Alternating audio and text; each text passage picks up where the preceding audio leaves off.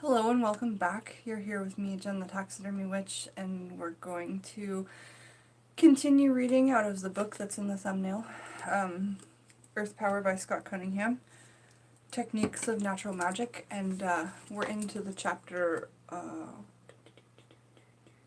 brilliant book, one of my favorites. We're into the chapter, we're halfway through talking about the actual workings. So the video before this was just talking about elements of the sea, what they can be used for, little ideas of workings, kind of slipped in between. And now I'm going to say something not a lot of people will like, but I just found out because I went downstairs to get water and go to the bathroom. So I've been spending a lot of time at the beach, okay? A lot of time in the forest and a lot of time with nature now that it is. If you're squeamish, just like, I'm sorry, but I have to say this, it's part of who I am and part of my channel. Like 4 months ago, I fell down the stairs and it reset my periods. And my periods used to come with the dark moon, which is when the moon is high in the sky and full, it looks like an egg, and like that's kind of the time that traditionally women would ovulate, was with the full moon. And I was like on the schedule to where I was having my menstrual cycle with the new moon, which is kind of like the dark moon, blood, the big moon in the sky, ovulating. Okay, so on with the cycles of the universe. And then I fell down the stairs like 4 months ago, and then it induced a period, and then I got off. I've been spending a ton of time at the beach with the moon and like the tides and everything like that. And then now I guess I've reset because I'm really close to where I'm supposed to be again, or where I like to be. Now I've also heard that if you if you menstruate during the full moon rather than the new moon, you are a healer.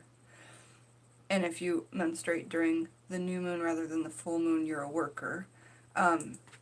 So maybe that just changes on its own. I don't know, but I just thought it was interesting that it came like a week early, and I'm starting to get back on like the right track.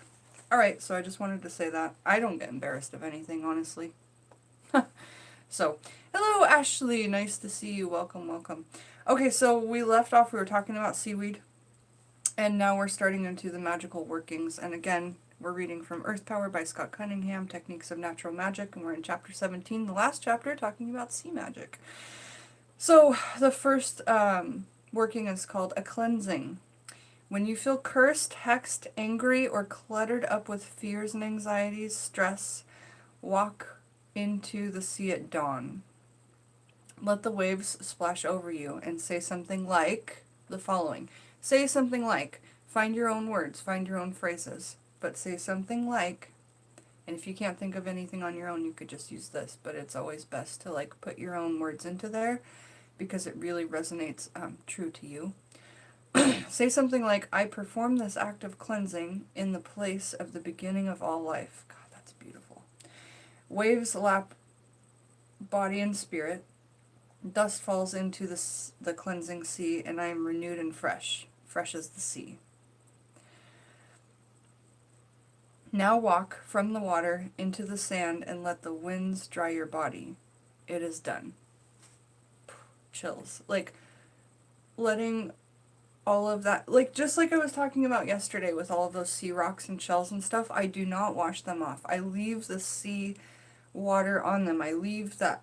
And in the Pacific Northwest where I'm at, it's not like the Gulf. When I was at the Gulf Sea and I brought those things home, they reeked bad like the sea. And it was a little bit off-putting. But these things that I brought home, I mean, they smell no different than just like that lovely fresh sea air. And I think that's really great. So that's a really cool cleansing ritual that you can do when you're feeling cursed, hexed, angry, or cluttered with fears or anxieties. I like that a lot. But again, that's going to be super cold. So you want to take your precautions. You want to make sure that you have like a warm bath to get into right after that, or something of the like. The next one is called Fall into a Trance. Sit and close your eyes on the beach above the high tide line. So, where's the high tide line? We talked about that in the video before this, but let's say that my wardrobe back there, that looks like a weird, like, McDonald's character. Let's say that's the rock wall. And you'll see a salt line where the highest tide comes. So sit above that. Sit and close your eyes on the beach above the high tide line. So perhaps you're on that rock wall above that high tide line. Relax and listen to the crashing and flowing of the ocean, and you will entrance yourself. Or watch the reflections of a full moon on the ocean. Follow its path with your eyes to the horizon and then back again toward you, repeating this until you fall into a trance. It's going to be really easy with the sound of the sea. Every time I go to comb the beach or to do beach foraging, like you guys saw me do 2 days ago with my daughter, every time that happens, I think and I feel like I'm only there for 20-30 minutes, but like 2 hours has gone by. And I think that that's my body putting me into like a walking meditation or into a meditative trance to spend more time there. And the good thing about that is that, you know, my daughter's 13, so she like really wants to be outside and like running all the time and doing stuff. And sometimes when we're older, we're like, it's cold out here, I want to go inside. I mean, I don't know about you, but I kind of get like that sometimes. It doesn't matter how cold it is at the beach because I wear layers. Kitty, kitty! So good to see you. It doesn't matter because I wear layers, but when I go to the beach, I could, and our beaches are cold. They're not like sunny California beaches. They're cold, they're windy. On a nice sunny day, they're lovely, but in that normal situation, I would be uncomfortable, but somehow at the beach, I'm just like, yeah, you know. Okay, so the next working is called the Sea Witch's Bottle. Have y'all ever made witch's bottles, or like a tree in your yard and put bottles onto it? Because I want to do that at some point, but I don't live in a place yet where I could just have a bunch of bottles on a tree. I think my mom would be a little bit sad about that, and it would look like junk to her, but anyway, the Sea Witch's Bottle. Take a large jar with a tight-fitting lid, such as a canning or mayonnaise jar. Again, you don't have to go and purchase a big thing of jars. You can just go through your refrigerator and find a glass jar that is almost empty. Use the rest of its contents, wash it out, and do it right inside. So take a large jar with a tight-fitting lid, such as a canning or mayonnaise jar, and a bag to the ocean very early in the morning, preferably just after high tide. Walk on the beach, gathering small pieces of driftwood, shells, rocks, those natural objects that have been thrown up into the sand by the waves, and place these in a bag. When you have gathered several things, stop, sit on the beach, and spread them out before you. Place each in the jar singly. What's singly? Oh, sing-say. Sing-say. Place each in the jar sing-say as you do. So every time you place another thing in there, sing this. Amulet of the sea that I have found, protective energy in you is bound. Amulet of the sea that I have found, protective energy in you is bound. When each piece is placed in the jar, add a half handful of fresh sand, and then fill the rest with seawater. Tightly cap or cork the jar and take it home. On your property near your front porch, if possible, dig a hole in the ground, oh, I love this, large enough to contain the bottle. As you place it in the hole, say the following. Waves on the sand, the tides in motion. You are now a silent ocean. Avert all evil to the sea. This is my will, so mote it be. Remember when we read from Backwoods Witchcraft like 7 months ago? And Jake Richards was talking about, which he actually commented to me about my opinion on what he said, and I learned a lot from his comment. Said that animals can transmute our pain and our suffering. And I was like, oh, I would never do that because the animal would feel it and I would feel even worse. But things like the sea and things like animals that are, I don't know, so old and so ancient and so precious and so like on a different level than we are, like animals, especially cats, deer, donkeys, horses. There's a lot of them, but that's just a few. They're on a different level. And like, has your cat ever come up and like, when you have cramps or when you're sad or when you're stressed out, your cat just will sit on your belly or sit on your chest or wherever you're feeling that pain? It's so amazing. But I believe that what he's saying here is a lot like that Jake Richards Backwoods Witchcraft information, as working with animals, not using them, but working with them to help transmute pain of humanity. And I think what S.Cunningham is saying here is that having this under this seawater, this sea foragings, this sea sand under your porch is going to help you bring that energy you had at the ocean to your home, buried under. And I love that there's seawater in there, like in a bottle under your house. Like, that's amazing. It will help you transmute pain, energy, evil, anxieties, things like that. That's fantastic. So, after you say that thing, waves on the sand, the tides in motion, you are now a silent ocean, avert all evil to the sea, this is my will, so mote it be. Cover the bottle and return the earth to a normal appearance. If you cannot bury the bottle, put it in a flower pot, cover it with dirt or sand, and place it somewhere outside near the home. Like if you're in an apartment and you don't have a big yard you can bury in, okay, great. Then just get pots in your house where you can do earth buryings right in your home or apartment, or you can make it work, I promise. The jar will act as a protective device for your home and all who reside within it. So the next little working is called to send forth power. Power! We love power, don't we? We all have it. I don't think we use it enough, but we all have it. Sit on the beach and meditate. Visualize your need. Feel the power. When the energy is at its peak, hold it until a wave crashes on the sand and then release it. The wave will magnify the power tremendously. And that's it. It's as simple as that. Now, I don't know where S.Cunningham gets his research from. I think that it's like stuff he's done over time, stuff he's learned over time, things he's noted that, and remember, he passed away very, very young, which I don't want to cry right now, so we're just not going to talk about it, but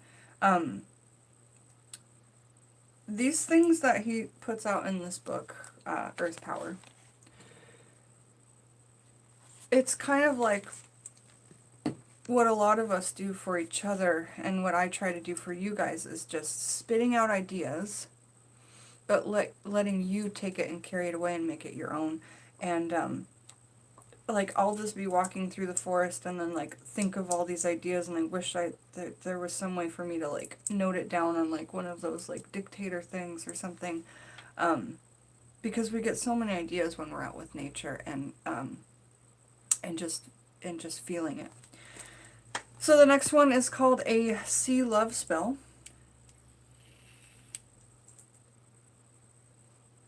What's today, Monday? This is a Friday spell. On a Friday at high tide, preferably at night, take an apple and some cloves to the ocean. Cool. So we're adding herbalism into the sea stuff. Hey, Chris Cook, it's lovely to see you. It's been a while. I see that you're making videos every day. That's fantastic. So nice to see you. Hey, Mama Hennessy, lovely to see you. Lovely, lovely. Sonia, welcome back. I think I said hi to everybody. Brittany and Madam Butterfly, welcome back. Ashley Hardy, nice to see you. When I'm reading, it's really hard for me to see comments, but I do try. You're welcome. Everybody, if you want to see somebody like who does real stuff and talks about real stuff, it's not witchcraft. Go over to Chris Cook's channel. I like him. He's honest. He's amazing. We all should be more honest. All right, here we go. Next, we're going to talk about the sea love spell. On a Friday at high tide, preferably at night, take an apple and some cloves to the ocean. On the beach, stud the apple with the cloves, marking out the rune of love in it thrice. And the rune for love looks like this.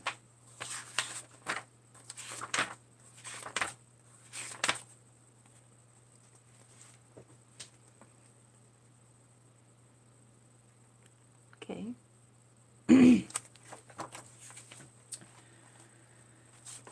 So, marking out the rune of love in it 3 times. So if you can get a bunch of cloves and a big apple and do it, 3 times around. Now hold the apple in your power hand and infuse it with your desire for love, saying such words as this. Apple of love, cloves of fire. This is my need, my desire. Now throw the apple as far away from you out to sea as you are able. So shall it be. And the next one is called a bucket spell. Fill an iron-bound bucket in the sea and throw the water back. Okay, so let's just show you what that would look like.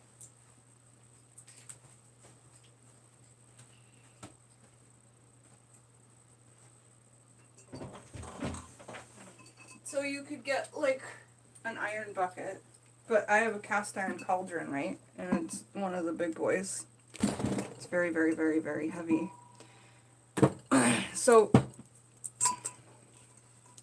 take it, seawater. Oh, it smells good in there. It smells like sage. Fill an iron-bound bucket with the sea and throw the water back. Repeat this twice more, and each time as you return the water to the sea, say, so as you throw it, say the water back, I return to you what is yours. Return to me what is mine. Say that 3 times. This spell is used to bring sailors and fishermen home safely from the sea. So if you have a loved one in the Navy, or the Coast Guard, or the Royal Navy, or a fisherman, or a fisherwoman, I don't know if those exist, but that would be a lovely spell for something like that. Christina Miller, hi, welcome. Heather Foley, welcome. It's so nice to see you. Alright, so that was the bucket spell. And then we've got 3 more. We've got to communicate with one at sea, a sea spell, and a shell spell. So here we are, and then we're done with this chapter, and I just love this book. I really do adore it. You guys should all get it, whether you practice magic or not. It's just something to really, like,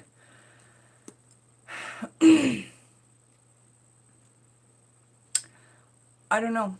It's more powerful than a lot of things, in my opinion. Just like earth magic is amazingly powerful. Okay, this one is called To Communicate with One at Sea. Fill a large crystal vessel with seawater. What's a crystal vessel? Like, maybe a decanter that's made out of some lead crystal, I suppose? I don't really know. Do you guys know what a crystal vessel is?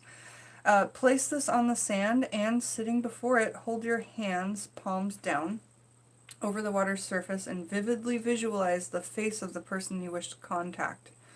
Remove your hands and with your imagination write. So you're not doing this with your fingers, you're just doing it with your imagination, whether your eyes are open or closed. And with your imagination write your message upon the surface of the water. Next, throw the water into the ocean. This spell will carry your message to the one at sea. Alright, second to last we have a sea spell. This is an all-purpose spell. Go to the seashore when the tide has begun to rise, after low tide but before high. And we talked about low tide and high tide in the video before this, kind of in the beginning. Upon the sand just above the line where the waves are breaking, draw a circle about 1 foot in diameter with your fingers. Powerful tools, our little fingers. Next, draw a rune or an image of your need within the circle you've formed. I don't use runes too much, I use numbers. So you could use numbers, you could use pictures, you could use runes, you could use whatever you feel, honestly. You could use herbs. Next, draw a rune or image of what you need within the circle you formed. As you draw it, visualize blue liquid flame striking the sand where your finger digs into it. That's powerful. When the figure is complete, see the power resting within the furrows on the wet sand like fluorescent water in a perfect pattern of your need. Firmly visualize. Now, step back and wait for these waves to rise and wash away your design. Beautiful. Releasing the energy to go forth and do your bidding. And again, when some seawater comes up and takes away your design from the sand, little by little, that energy is touching all of the earth and all of the cosmos, because the moons control the tides, and I truly believe there's a connection to our beautiful moon and the ocean energetically and magically. One day, while performing this spell on the beach during a light rain, I stood waiting, and this is S.Cunningham speaking, I stood waiting for the wave to wash it away. As it did, I felt a bolt of energy shoot up from the ruin I'd sketched on the sand and hit me in the chest. It was an actual physical sensation. The energy went forth and did indeed bring into manifestation my need. I'm about to cry. Okay, one more. A shell spell. Oh, shells. Gather a sufficient quantity of shells upon the beach. They don't have to be perfect, polished specimens, but should be fairly whole and complete. Do this, of course, at the proper tide, so keep yourself safe, like we talked about before. At a secluded stretch of beach, and standing holding the shells in your hand or a bag, and watch the waves for a while.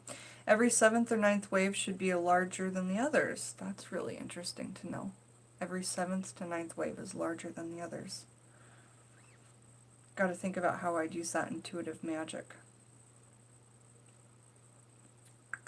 While this is supposed to be only superstition, I have observed the waves of the west coast of the United States occurring in this series.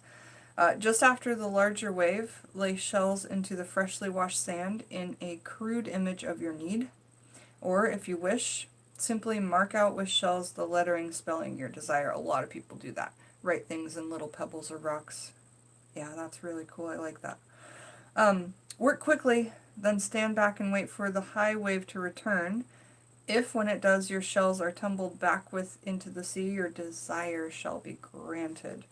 And so that's it. That's what we have for that whole chapter 17 of Sea Magic. It took me 2 videos to read that, but it was lovely.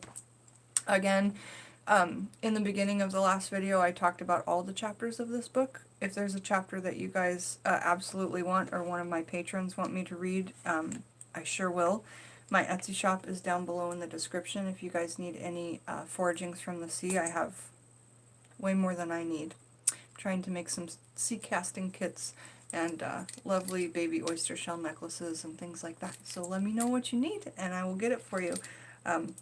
Come back later today, and we'll be making magical paints out of dragon's blood, absinthe, wormwood, snakeskin, and acrylics. And you guys are going to get to see Thomas Dale's circus collection, which is really cool. I'll just give you a peek.